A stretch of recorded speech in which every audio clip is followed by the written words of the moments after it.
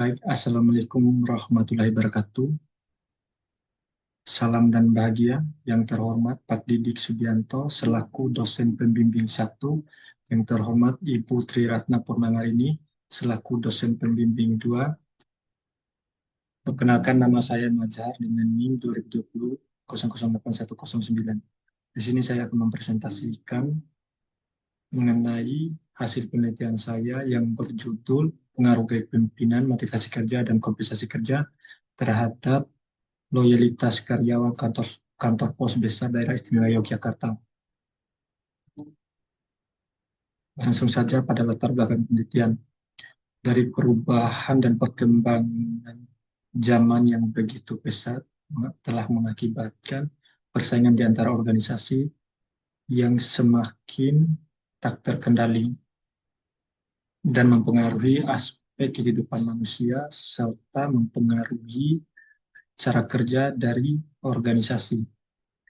Apabila organisasi tidak mampu untuk beradaptasi, maka organisasi tersebut akan disingkirkan dari zaman.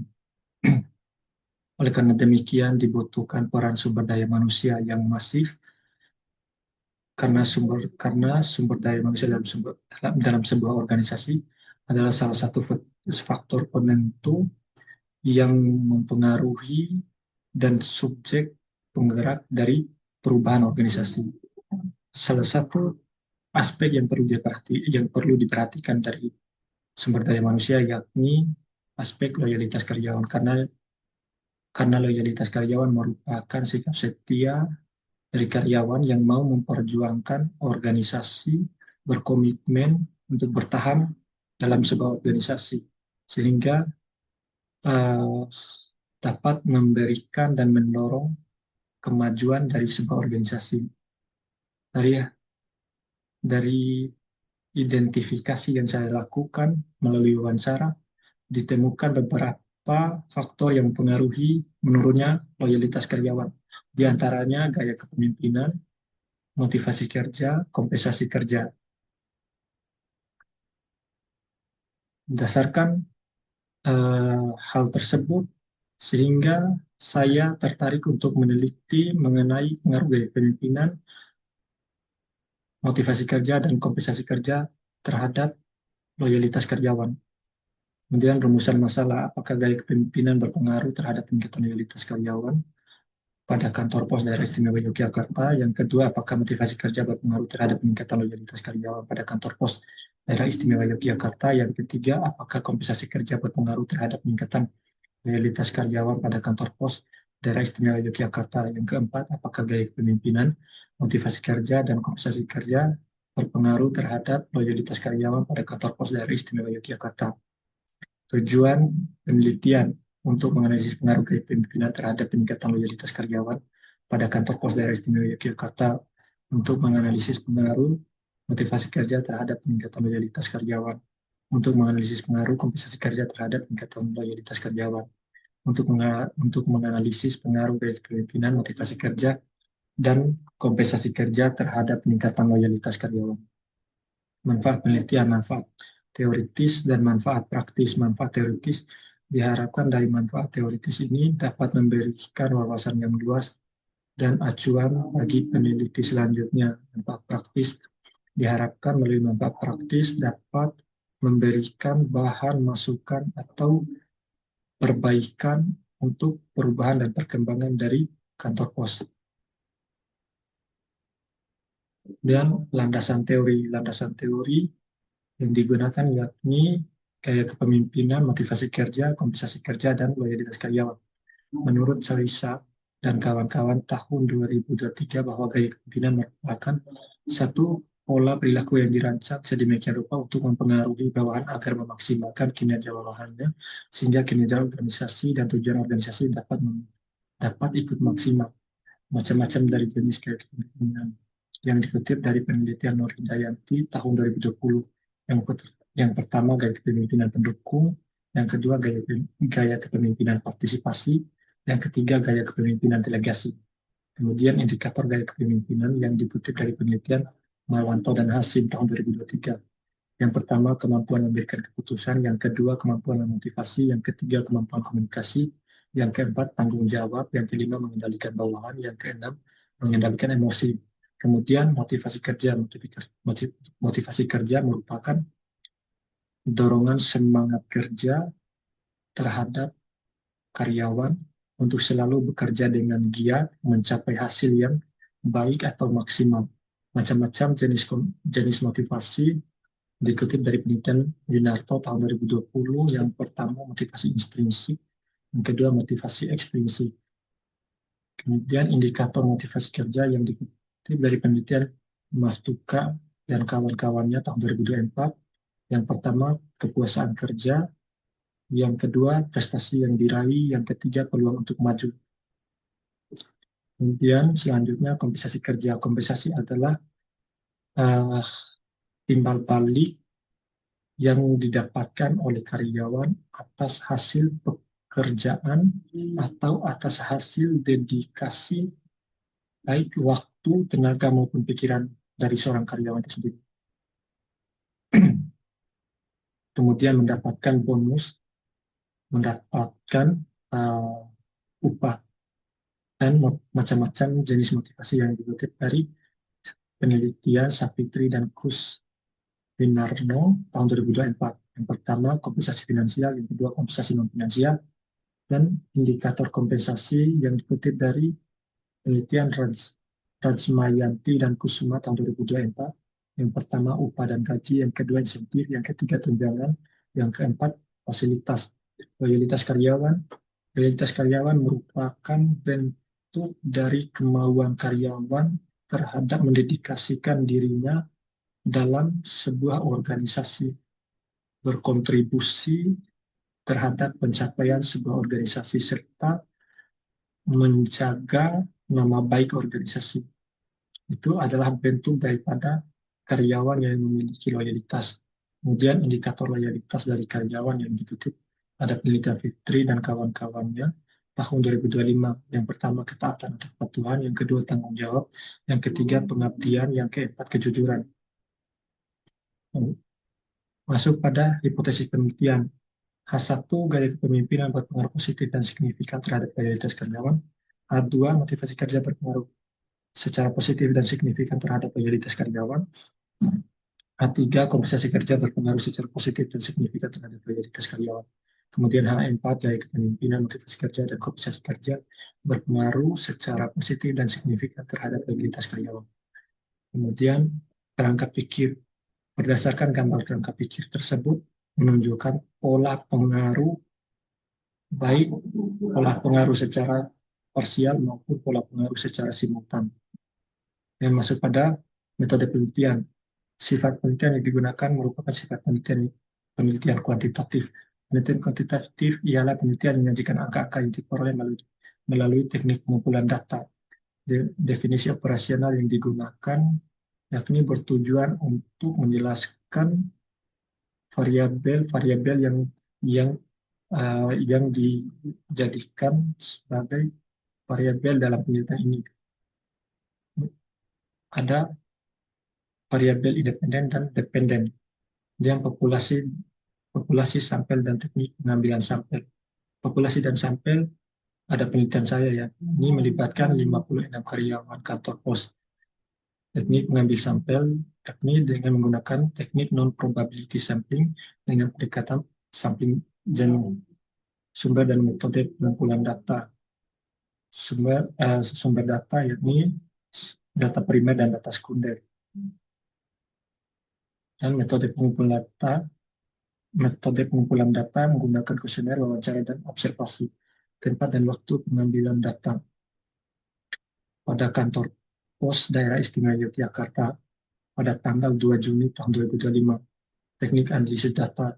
Yang pertama, uji kualitas data terdiri dari uji validitas, uji reliabilitas, analisis deskriptif terdiri dari karakteristik responden dan statistik deskriptif. Kemudian uji asumsi klasik terdiri dari uji normalitas, uji multikolonialitas, dan uji heteroskedastisitas. Selanjutnya, analisis regresi linear berganda. Ada uji hipotesis terdiri dari uji parsial, uji simpan, uji koefisien determinasi. Hasil dan pembahasan karakteristik responden. Ini ada tabel karakteristik responden berdasarkan jenis kelamin, yang mana laki-laki 26, persentase 46%, perempuan 30, persentasenya 54%. Usia 27 sampai 30 tahun, yakni berjumlah 15 orang dengan persentase 27%, 35 sampai 40 tahun 23 dengan persentase 41%, 41 sampai 50 tahun yakni berjumlah 11 orang dengan persentase 20%. Kemudian berdasarkan status kepegawaian. Di sini mayoritas responden yang berstatus kepegawaian yakni ada pada karyawan tetap. Status pernikahan mayoritas responden yang sudah menikah 16 orang, yang belum menikah 16 orang, yang sudah menikah 35. Status pendidikan dan tabel masa kerja. Kemudian di sini ada statistik deskriptif. Pada tabel tersebut menunjukkan bahwa mayoritas responden banyak memilih pada kategori kolom netral dan setuju. Begitupun dengan jawaban responden mengenai motivasi kerja. Sama juga banyak memilih di kolom netral dan setuju. Jawaban responden mengenai kompensasi kerja sama juga dengan tabel sebelumnya. Mayoritas responden banyak memilih pada kategori netral dan setuju. Begitupun dengan loyalitas karyawan. Pada hasil uji kualitas data, yang pertama uji validitas dari variabel dari kepemimpinan, yakni berdasarkan tabel tersebut maka telah peroleh keterangan valid. Uji validitas dari variabel motivasi kerja telah memperoleh keterangan valid sebagaimana melalui perbandingan R hitung dan R tabel. Begitupun dengan uji validitas dari variabel kompensasi kerja.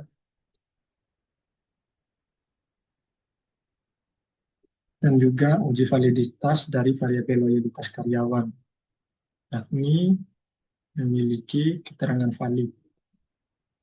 Kemudian uji reliabilitas dari seluruh variabel dalam hal uji reliabilitas telah memperoleh keterangan reliabel berdasarkan perbandingan nilai Cronbach's alpha dan R tabel, yakni Cronbach's alpha lebih besar dari 0,60 atau 0,6. Uji asumsi klasik terdiri dari uji normalitas. Berdasarkan uji normalitas, maka tabel tersebut menunjukkan bahwasannya terdistribusi normal. Kemudian uji multikolonialitas. Berdasarkan tabel tersebut, dari nilai toleransi, dari nilai kolom toleransi dan kolom VIF menunjukkan bahwasannya tidak terjadi masalah atau gejala multikolonialitas. Berdasarkan uji heteroskedastisitas menggunakan scatter plot, bahwasannya tidak terjadi gejala heteroskedastisitas. Kemudian uji regresi linear berganda, yakni Y sama dengan 4,8 0,853 plus 0,067 plus 0,042 plus 0,726 plus E. Uji parsial. Berdasarkan uji parsial dari variabel gaya kepemimpinan menunjukkan bahwasannya terdapat pengaruh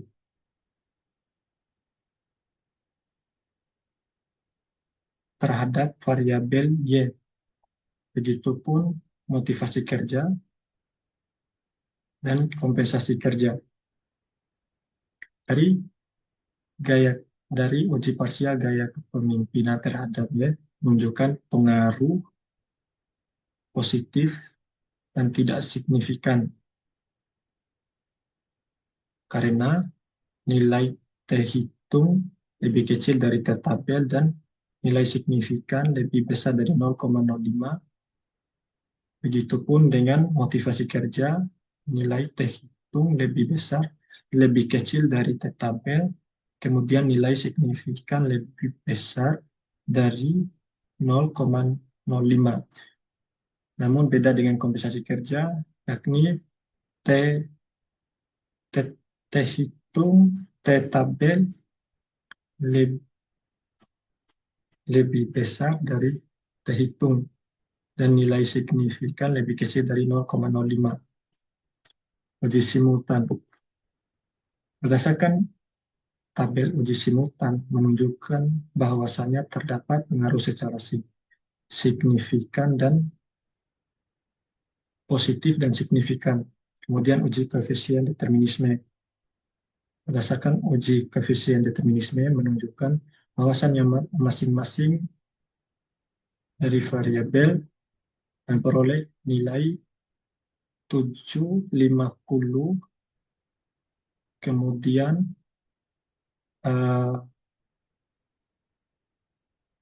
yang lain dipengaruhi oleh variabel lain. Pembahasan. Berdasarkan pembahasan bahwa nilai terhitung dari variabel kepemimpinan yakni terhitung lebih kecil dari T tabel dan nilai signifikan lebih besar dari 0,05. Kemudian motivasi kerja terhitung lebih kecil dari T tabel dan nilai signifikan lebih besar dari 0,05. Begitu juga dengan terhitung dari kompensasi kerja lebih besar dari T tabel dan nilai signifikan lebih kecil dari 0,05. Kemudian secara simultan nilai F hitung lebih besar dari F tabel dan taraf signifikan lebih kecil dari 0,05. Kesimpulan, secara parsial terdapat pengaruh positif dan tidak signifikan dari variabel gaya kepemimpinan dan variabel motivasi kerja terhadap mobilitas karyawan. Secara parsial terdapat pengaruh positif dan signifikan variabel kompensasi kerja terhadap loyalitas karyawan. Secara simultan terdapat pengaruh positif dan signifikan dari keseluruhan variabel X terhadap variabel Y. Saran bagi perusahaan diharapkan kepada pemimpin dapat melibatkan karyawan baik dalam pengambilan keputusan maupun setiap agenda, karena keterlibatan karyawan sangat penting dalam sebuah organisasi. Kemudian diharapkan kepada perusahaan atau pemimpin agar selalu memberikan motivasi kepada karyawan agar meningkatkan semangat kerja dari karyawan. Diharapkan kepada perusahaan agar selalu bisa memberikan gaji terhadap dengan tepat dan sesuai karena hal itu dapat mendorong semangat kerja karyawan. Kemudian selanjutnya diharapkan untuk mengupayakan peningkatan loyalitas supaya karyawan taat dan patuh terhadap perintah atau peraturan organisasi. Bagi peneliti selanjutnya diharapkan kepada peneliti selanjutnya untuk dapat menambah jenis variabel lain seperti variabel mediasi atau moderasi serta memperluas area penelitian. Kemudian keterbatasan penelitian terbatas pada variabel gaya kepemimpinan, motivasi kerja, dan kompensasi kerja terhadap loyalitas karyawan. Maka dari itu, Dapat ditambahkan variabel lain agar bisa mengetahui faktor yang mempengaruhi loyalitas karyawan, seperti variabel mediasi, moderasi, atau intervening. Kemudian sampel yang digunakan yakni hanya terbatas pada kantor pos daerah istimewa Yogyakarta.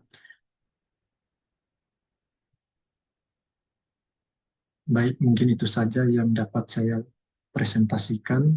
Sekian dan terima kasih. Salam dan bahagia.